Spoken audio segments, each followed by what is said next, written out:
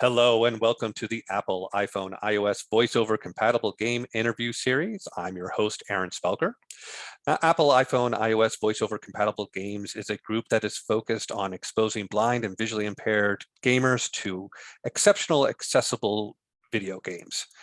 Through our interview series, we interview game developers as well as accessibility influencers about the state of accessible gaming. And today we have Andy Robertson. He's an author of the book Taming Gaming, and he is the curator of the Family Gaming Database. Andy, welcome. Hello, thanks for having me. That's great having you. So Andy, I always like to just kind of start off with you telling people about yourself, kind of what is your origin story, and how did you get into gaming and get to where you are today? Yes, I'm a dad of 3 kids. I'm in my late 40s, I guess I need to say now, and I live in the UK. And I've been a journalist in the video game space for about approaching 20 years, and I've always looked at this intersection between family life and video games and technology, and sort of how that sometimes works but doesn't always work, and there's a tension between the two. So I'm often giving advice to parents about, well, how do you have games as part of family life and for it to be a positive thing? From a parent's perspective, how do you stop them taking over? Or from a player's perspective, how do I find games that we want to all play together as a family? And so that's kind of been the day job, and I've always enjoyed playing games from a young age. It's been part of my kind of media consumption. Some of my favorite kind of stories are video game stories, and it's kind of just been, it feels very natural to say, we have films, we have books, and we have movies, and we have games as well. So that's always been my perspective. I'm basically the same age as you, and so I grew up in the 70s and 80s, where video gaming was kind of demonized as a waste of time. But I found it as it's just a distraction, like watching a movie, or anything else that you do, maybe even better than a movie because you actually get to control the story to some degree. And then there's so many things that I, even in my adult life where I'm like, oh, I know about this, whatever the case may be. Let's just say it's Cleopatra.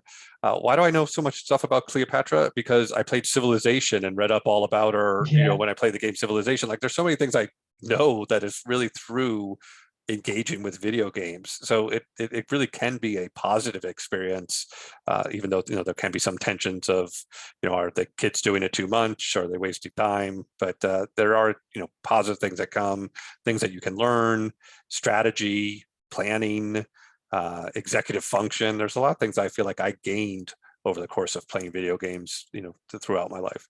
Yeah, it's very true. Those sort of hard skills are really valuable, particularly in careers. But I think also these days, particularly games being more social, kids are learning some skills that are harder to sort of spot, and sort of the softer skills in terms of dealing with other people, being in communities, cooperating, collaboration, and also along with that, being in those kind of virtual spaces, kind of thinking about identity and who they are and who they present to the world. So there's this whole collection of different things, which I think we're only just starting to understand, really, that video games are entertainment, and that's great, but also they come with a lot of other benefits that when you talk to parents about that, they're like, oh, I didn't realize, it's actually, this is kind of changing how I think about them. I don't just need to minimize them. Perhaps there's more kind of guiding and curation that needs to happen here. The one thing that I feel is it's kind of trended away from when I was growing up. When we played video games as a group, everybody was sitting on one couch in somebody's basement, head-to-head competition on, Madden football or Tecmo Bowl or whatever game we were playing.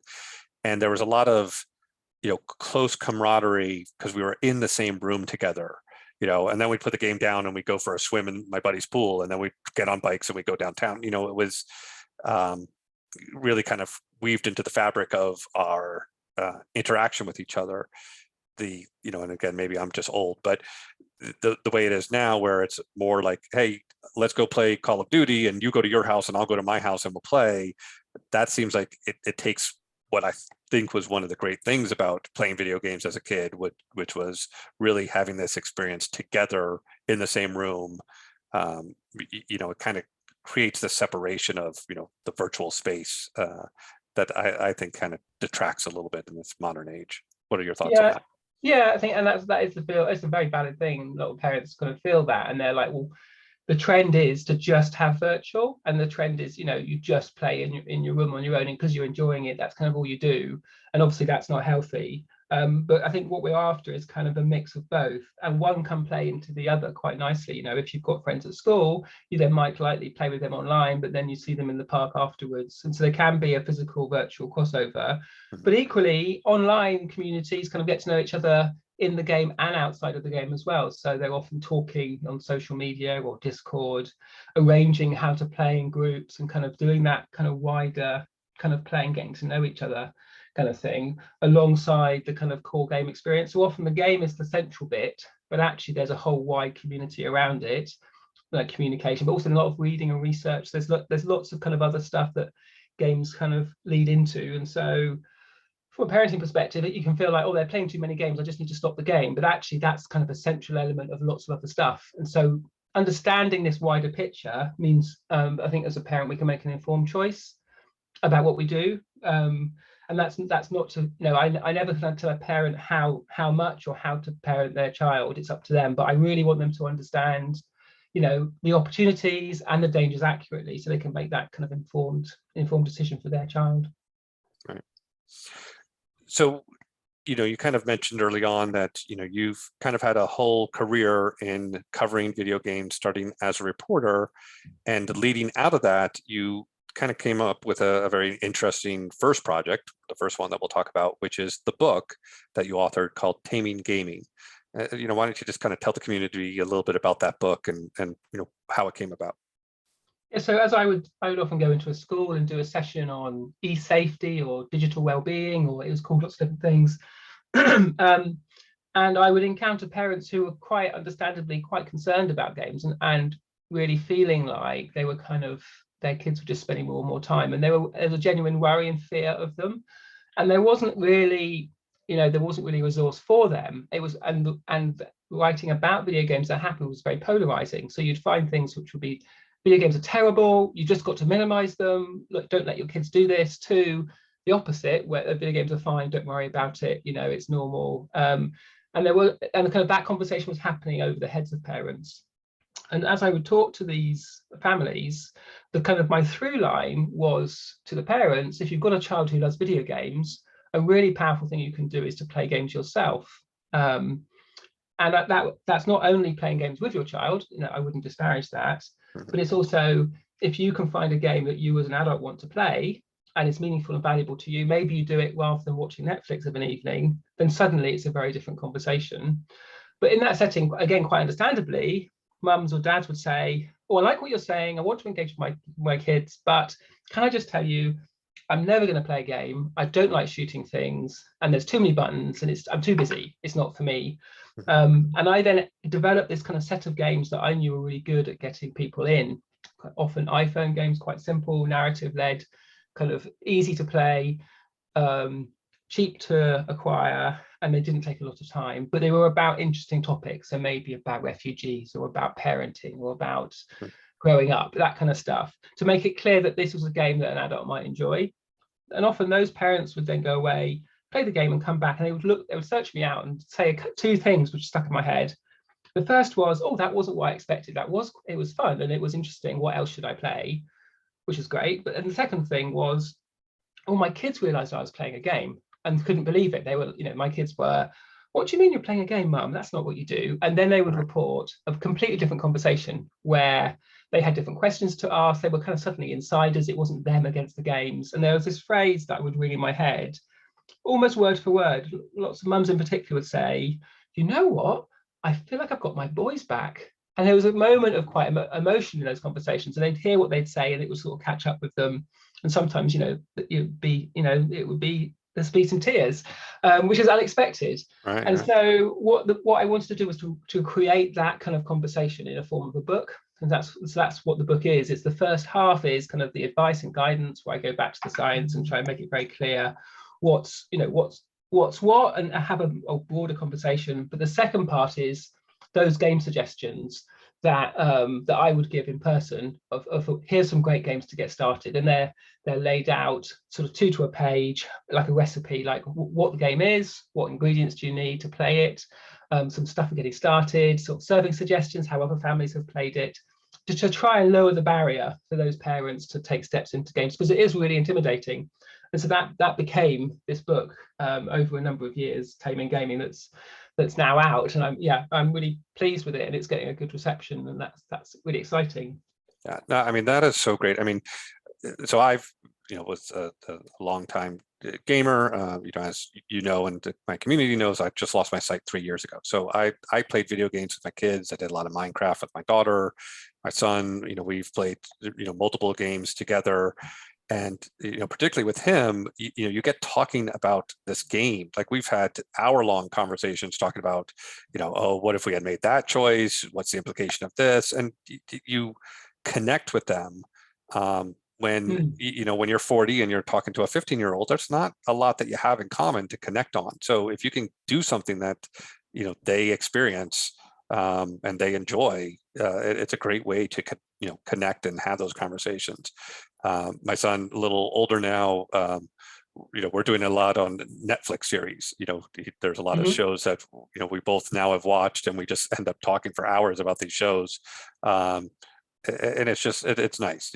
So again, I think it's great advice if you kind of, as opposed to just fight it, maybe see what it's about and join it, and see if you can do it with them and hold a conversation with them, because it is a nice experience, a nice time to find anything that you can connect with your kids on, when they're in their teenage years.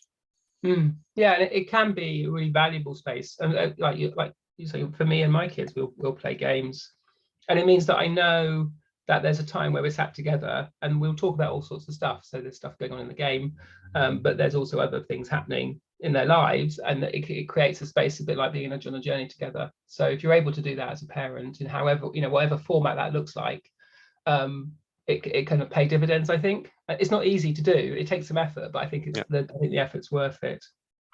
Yeah, my wife is not a big gamer, but back when the Wii was around, we got her to play the Wii with us, bowling and archery and, the sword fighting or whatever. That was always a kick. And again, as you kind of said, the kids just laughed seeing mom get up there and play a video game. They thought it was hilarious. So, it's kind of fun to flip the script, with their normal expectations. Yeah.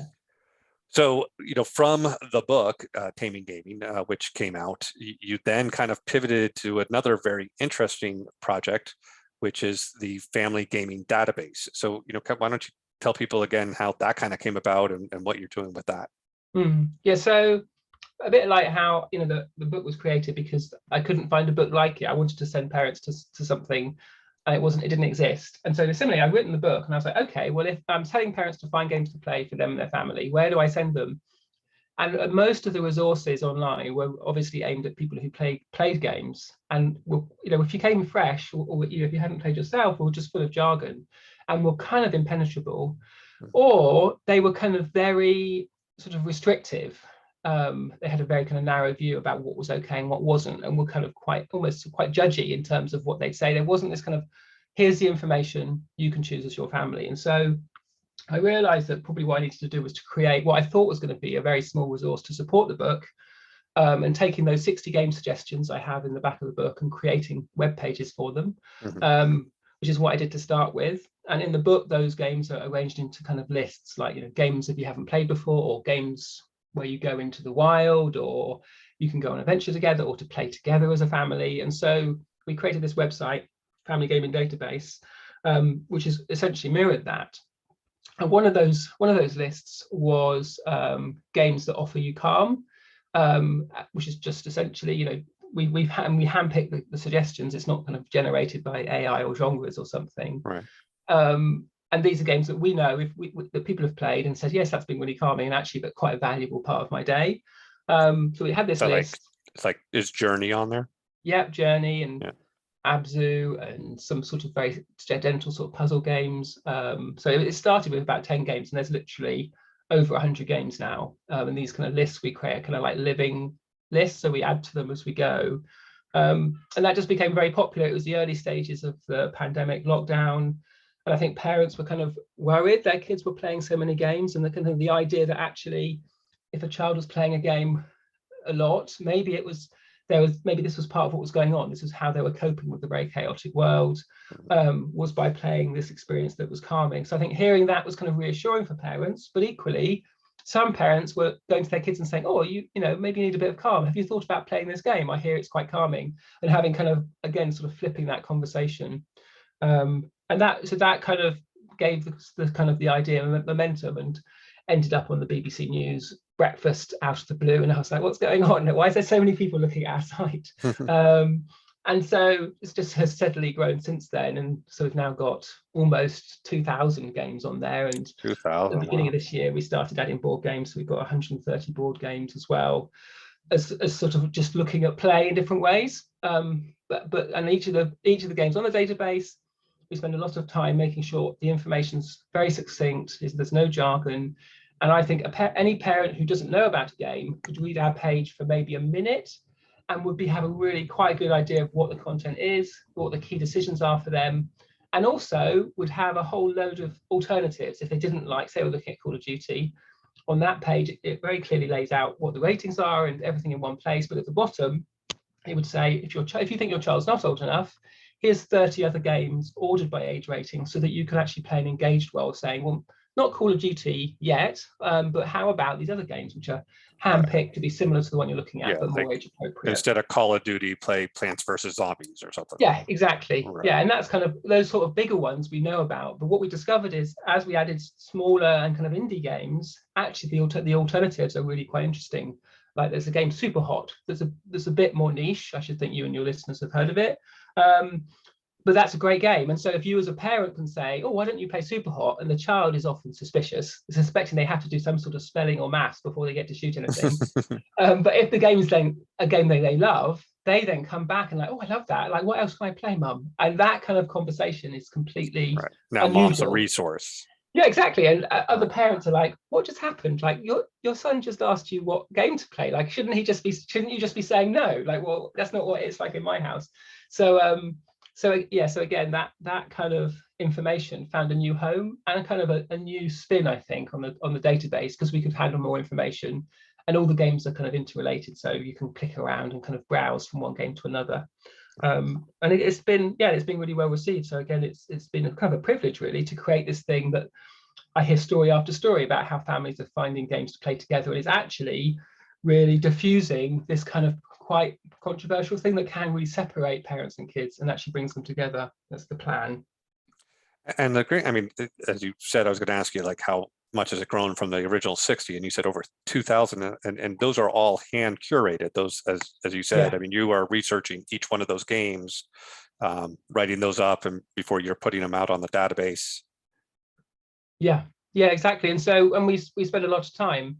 And what's kind of quite nice is that we do cover the big games, but we'll spend just as much time researching an indie game that maybe has been developed by one person as we would researching Halo, because the questions are the same.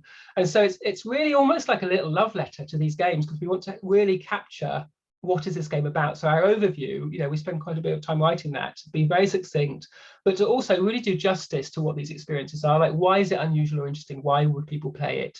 And then going on into other areas like, well, what are the costs? Are there hidden costs like in-game purchases or loot boxes? What do the ratings say? And then we also do this thing where if the rating's a bit sparse in one country, it can say, oh, in the US it's ESRB teen for violence, but in the UK it's PEGI 12. And there's this longer statement about what's in the game. So we can kind of cull information from lots of different sources to make it this really kind of succinct, the best place to go to get all the information in one place. And so we're not racing to add all the games. That's not our aim at all. We're very careful. Each game we pick, we know there's a cost to us, because to add them, takes kind of half a day really, to get through the whole thing. And so these are games which are either ones we just think are amazing, we just add them because they're amazing and we want people to find them. Games that we should think are important for parents to know. So there's some games which become controversial or just popular, the talk of the playground, that we'll add so that we've got the lowdown on that. And then also just really unusual games that are a really good example of a particular genre or a particular type of play to help that kind of discovery. And it's all studio sizes. As I said, lots of games from just single developer outfits, and equally lots of games from AAA studios as well.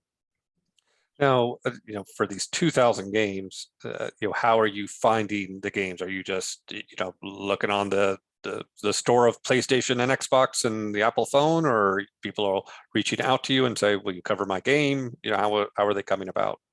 It's mostly me. It's my sort of journalist background. I'm just in this space. Twitter's really helpful, but I'm just always talking to people about games. And probably some of the conversations we've had, you'll mention a game, I'll be, oh, tell me about that. It sounds like I should add that game. And every kind of conversation I have that in the back of my mind. Mm-hmm. But there are certain beats of the year that events happen where games are being announced, and this kind of E3 period, as it's sometimes called, because we had the E3 Expo that's now in sort of hiatus, right, where there's loads of games announced. So the last week has been very busy, and there was like 500 games announced over the last couple of weeks, and we've picked out probably 30 of those to add, and that's a big, we wouldn't do that any other week. But by paying attention to that, and if I ever am with a family or with kids, I'm always, oh, what are you playing? What's popular? What people talk about in the playground? So, and we like to get into the real sort of minutiae of it. So we've got Roblox, which is a popular kids game, mm-hmm. which lots of sites would, but we'll go into the individual games within Roblox and kind of review those to see what's popular within that kind of platform. So I'm always looking for those kind of little niches, as well as kind of stay on top of the big ones. But it's a full-time job, and that's what it's become. But it's a job that I feel kind of privileged to be able to do, really. So it's a lot of work, but it is enjoyable. Now, the really interesting thing, and the reason I got to know you about the family gaming database, is you have a very interesting filtering system. As you want to know games that are calming, as you said, you can kind of filter and get your list of 100 games that are calming. But one of the filters or set of filters that you added was all about game accessibility. And I'd like you to kind of talk about, how that came about, adding the accessibility, and really tell people about the breadth, because it's pretty expansive, the amount of things that you can kind of filter on from an accessibility standpoint to find a game that works for you if you, need some assistance to be able to play a game. Yeah, so I think it was really just an extension of my thinking that I wanted to connect families with games that really worked for them. And I would be saying, look, games are kind of an essential part of childhood. And that's why, as parents, we need to help introduce kids to games that they'll love. And then the sort of logical next step is that, well, actually, some families have children who will struggle to play games for a whole range of different reasons. That could be taste, it could be disability, it could be cognitive.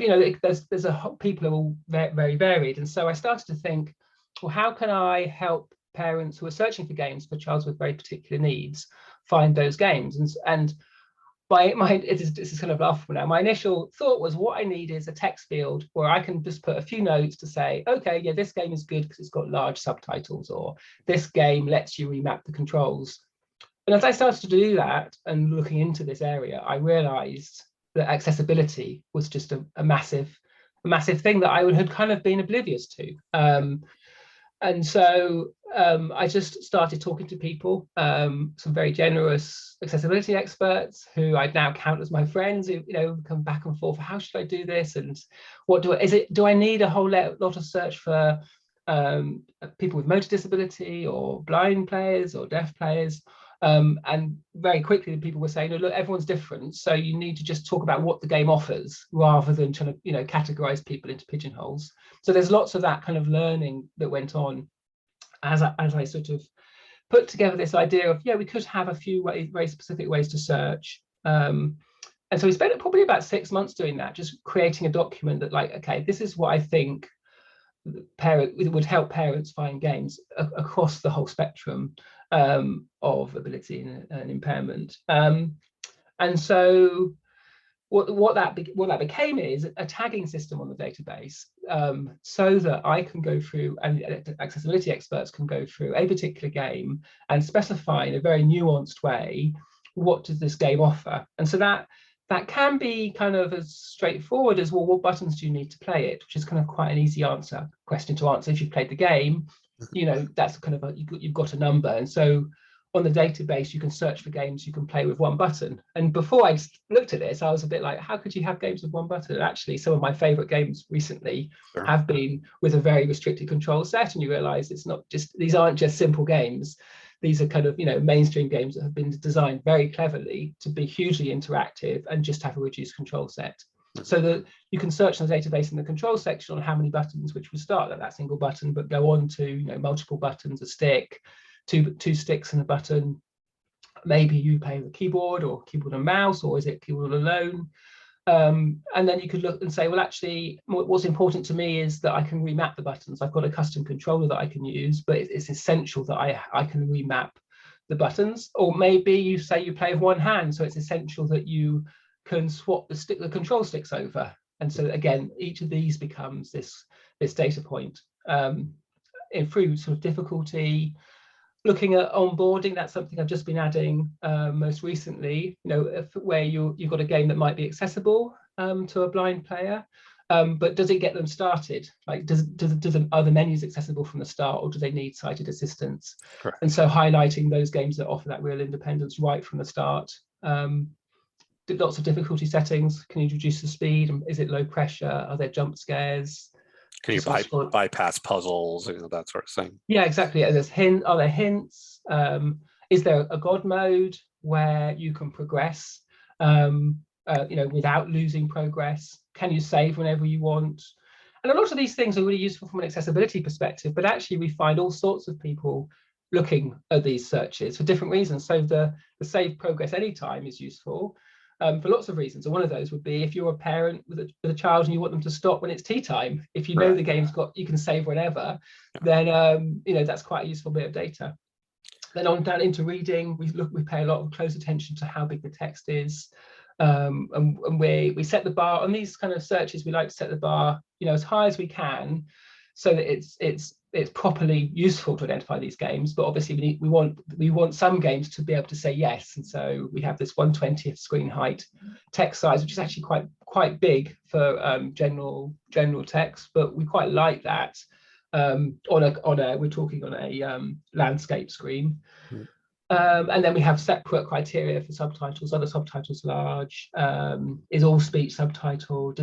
Do the subtitles indicate who's speaking? Do they indicate tone? Environmental sounds? Is all dialogue voice acted? Is some dialogue voice acted? And then within the game, in terms of navigation, are there audible cues to help you navigate around the game? And are there other assists that would help you face the right direction? Like some games I've seen recently, I think the Lego game actually, the Lego Skywalker game, you can press the left stick and it orients you in the direction of the next checkpoint, which doesn't do everything. You know, it's a small thing, but it's one thing which can be useful. And if you're a player with a particular level of sight, for instance, then that could be sort of make or break in terms of whether you could play it. Yeah, so I could go on, but there's about 100 of those criteria, and we're very careful when setting those. So we always want to be or err on the side of caution. So if we're not sure, we don't select it, and we usually put some notes in the notes field. And we're closing on about 20,000 points of data now across those games, and so it's something which we work hard on. And we have accessibility experts and some people who've done some accessibility training with Xbox, of the Xbox accessibility, the free accessibility course that they do, that again has been very helpful. And it's all audited. So when someone does this, and sometimes a developer fills this out, because we can send them a questionnaire, we can come in then and double check. So that just today, I was talking to a developer who had set the difficulty setting, and I was just saying, oh, could you tell me how there's difficulty set in the game? And they'll tell us some notes, which we then can expand things. So yeah, as you can tell, there's an awful lot of information here, but it's been one of my favorite bits of work, because I've completely gone from not knowing anything to feeling like I've got a degree of proficiency, but also have learned from a very generous community who continue to support what we're doing in kind of quite humbling ways, really. So it's been lovely.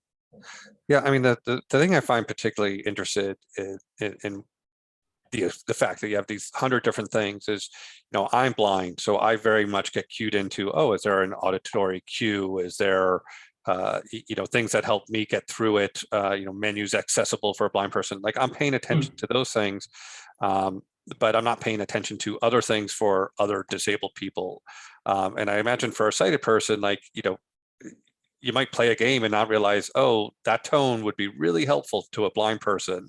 And you might just kind of breeze through it because you don't need to listen for that to access the game.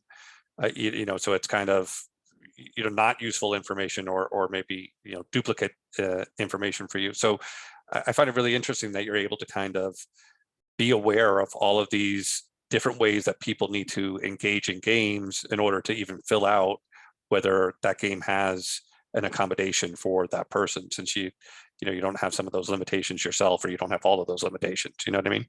Yeah, and so it is a challenge, and really, if I've got a game, for instance, we've got some settings here that say you can play the game without sight, and I never check that myself unless I've spoken to someone without sight who's played the game, and I ask them, well, how did you play it? Is there some workarounds we're doing here? Do we need some extra notes? So there's a lot of being careful you're not kind of making assumptions on behalf of someone else, but also there is a degree of just putting yourself in someone else's shoes, and to some extent you get a feel for, oh, this is important and that's important.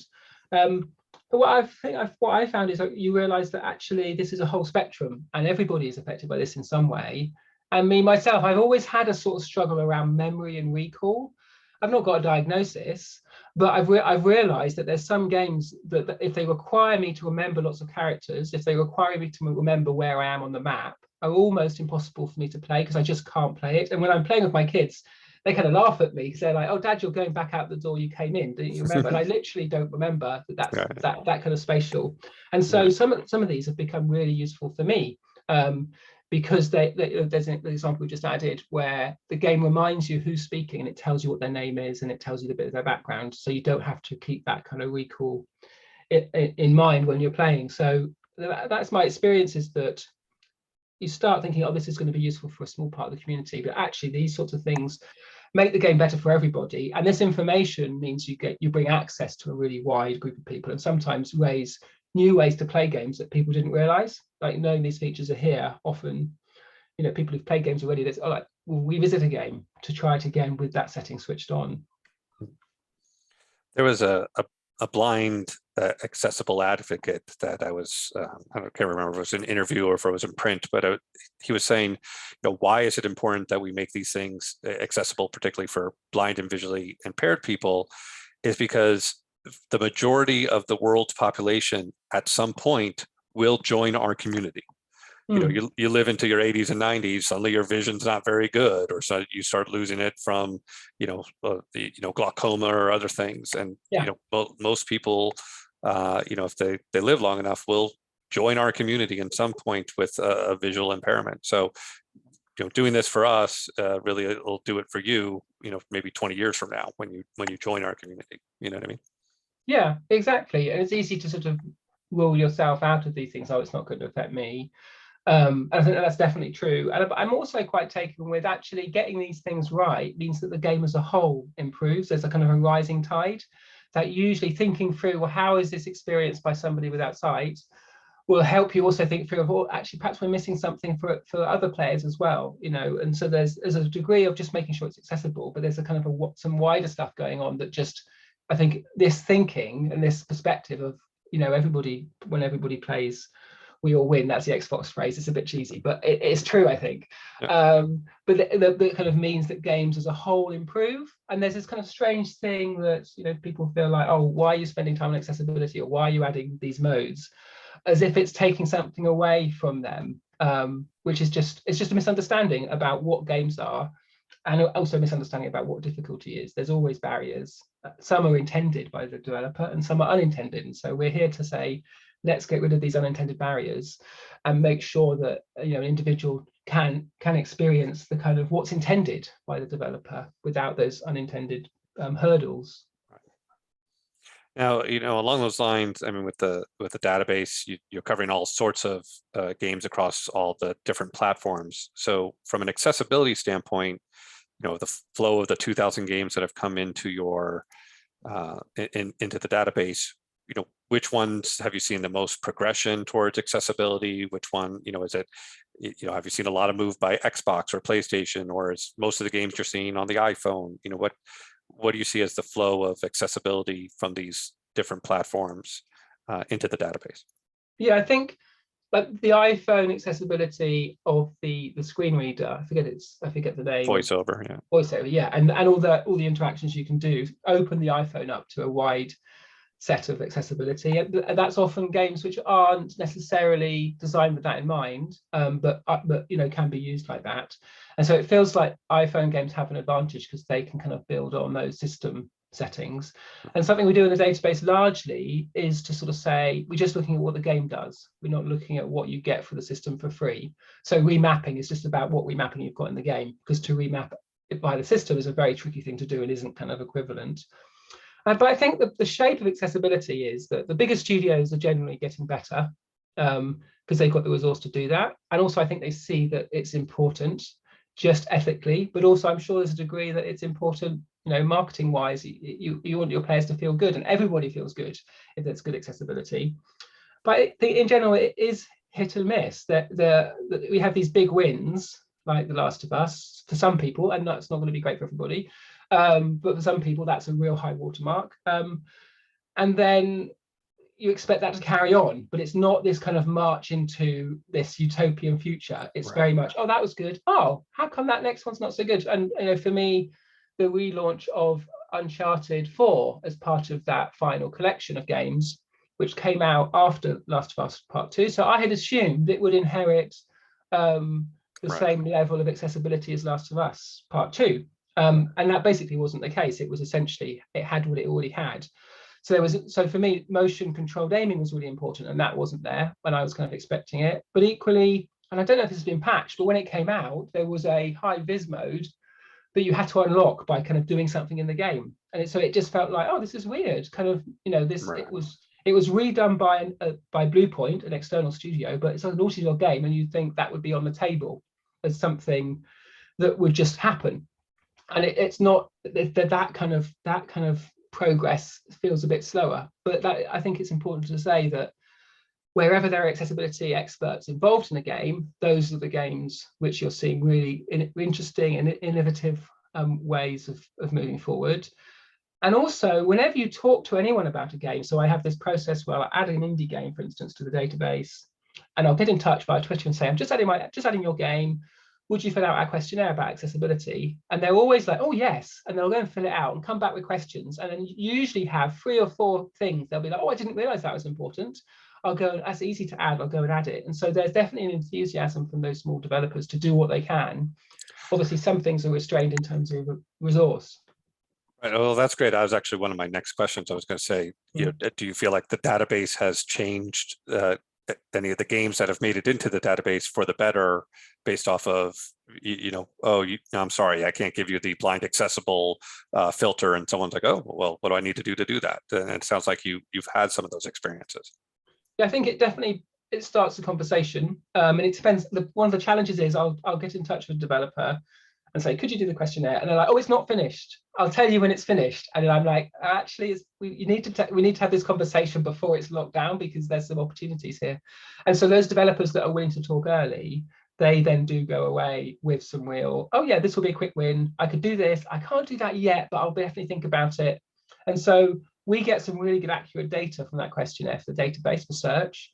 They get, basically a half-hour kind of accessibility review. And then if they want to, they can go and employ an accessibility consultant to take that further, depending on their budget.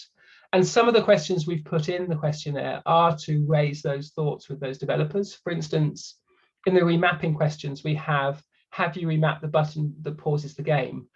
And that's mainly just to ask developers that. I've now asked probably hundreds of developers whether they've done that. And most of them are like, oh yeah, I hadn't thought about that. But if you've got a motor impairment, you can remap everything apart from pausing. And so then when you want to pause, you have to call somebody else in to then help you. And you kind of it takes away some of that independence. Right. So the questionnaire, I think, its value is actually the conversations it creates, as well as the kind of as well as actually the data we get out of it. And I'm very clear with the developers that essentially the more accessibility points that they can adhere to, the more searches they will be returning in the database. And we get we get 10,000 parents a day coming to check the database out. It's not a huge portion of those are looking at accessibility, but there will be a proportion of them. And so there's an incentive, I think, from our perspective, that you're going to be kind of floating towards the top of those lists if you do more. So yeah. So for the games that come across that don't have much accessibility, do you think that's just a lack of education, and you give them the forum and then they become more aware of it, or do you what do you think is kind of like the roadblocks to accessibility? Because as I'm sure only a fraction of the games in your database probably have a good number of accessibility features.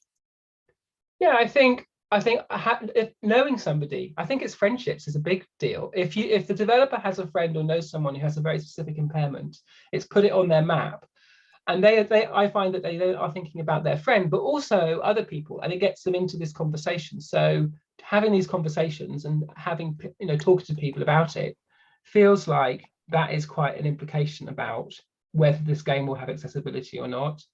I think there's still a sort of feel that it's something that big studios can do, and it's quite hard for, say, an indie to do it effectively. And so there's that misunderstanding that actually there's probably 10 things you could do on most indie games that if you did it near the beginning would be really simple and would be really impactful in terms of how many people can play your game. Yeah, so I think those are the kind of things, and there's just, and they also then can be some general misunderstanding. Even people might not realize that people without sight do play games, which seems a crazy thing to say, but but that can be the case, and so they're not thinking, oh, that's part of my audience.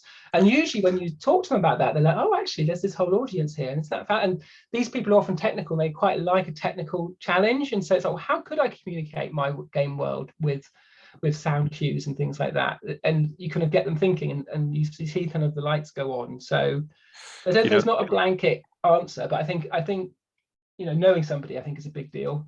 To your point on do blind people even play games? I'll often do a Google search, video games for blind people, and just ask that to try to get games. And one of the things that'll come up is related searches. Do blind people play games? It is like one of those common questions. Yeah. Of course we do. Well, we were just like everybody else. Now, are all games accessible to us? No. And that's what I'm hoping to through my community is get people aware of, hey, there's a whole bunch of games, and they're not all just text-based games. There's a wide variety of genres that can be played by blind people, and that's why I really like your database, because a person could go in, put on the filter of games played for people who are blind, and get a list of games that are on the database that meet that criteria, and have some new games that they can engage in. So, and that list is going to be ever growing, which is great. So they can keep coming back. If they've played all 10 games that you have on there, come back in a month and maybe there'll be 15 games. And you can I keep getting tips from you, so we keep adding them. Yeah, there you go. Well, when we're done with this, I got some more for you. Oh, good. Yeah. So, as any advice that you would give, I'm focused on blind gamers, but I guess it really would cover anybody with a disability. What can we do as gamers to, advocate for ourselves to get more games to become accessible? What would you advise for the community to make ourselves heard? I think having groups like your own, or just like the database, kind of having sort of spokespeople, I think, being represented, so you're able to then have a louder voice, I think is quite a powerful thing. But I also think in this kind of age of social media, that most developers, and obviously not the sort of AAA games, but most developers are keen to talk to people. And if you're enthusiastic about how a game sounds it might be, and you talk to the person developing it, they'll usually be open. That's my experience, is they're open to a conversation. And it might just be like, oh, I'd love to, but that's just not going to be possible in terms of making it accessible for play. But I think it's those individual conversations, and particularly not just one-off, like coming back and being like, oh, how's it going? Did that work out for you? And actually kind of developing real friendships, I think, in the community. And it's those kind of one-by-one things. That's my experience. That's where people have really then come back and said, oh, we had that chat 6 months ago, and I've been thinking about it. And yeah, I've got this setting, so I can now change the text size on my game. What do you think? Does this work? And I can refer them to people in the community. So I think we often feel like the one conversation isn't worth it. but you know, I think it's easy to overlook how powerful an individual story is, and how powerful it is to connect someone who has an impairment, who wants to play a game, and particularly it's your game. You're like, oh, I love the sound of your game. It sounds fascinating, but I'm not sure I'll be able to play it. Could we have a chat? Yeah, and you know, it doesn't have to be. It can just be on text, couldn't it? So that is how that's kind of how I work, I guess. So maybe that's a bit like me, but I think it's easy to overlook the power of the individual. Yeah, I've gotten the chance of, you know, interviewing developers, and we get talking about their game, and I'm like, oh, you know, I loved it. You know, there was, you know, this which, you know, button that was unlabeled, but I figured it out. And they're like, oh, I'll just go in and change that. And they, you know, for the next update, they've labeled the button, you know, so you just get in a conversation with them, and they're just sometimes just unaware, you know, because they don't use VoiceOver to access every little, you know, piece of the game. So sometimes you just have to nicely point it out to them, and they're happy to go in and make the change.